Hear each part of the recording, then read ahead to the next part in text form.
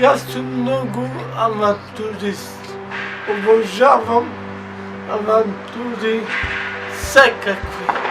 То ме прави много стрекен на душа. Сакаме да го потикнем явността, да имаме права и ние лицата с посебни потреби да имаме како другите, како шумот во светосите лица.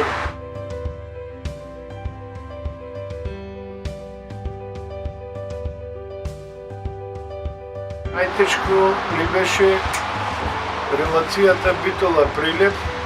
Таму се вози доста брзо и плюс тоа имаше ветер со огромна брзина.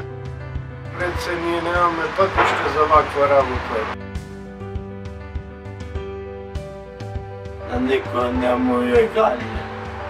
Мора да бараш 100 пати, 200 пати за да ти да му досадуваш. Јас ова лично го правам. Единствена порака е само вработување на Васил да му се најде. Не може Васил да вози велосипед цел живот.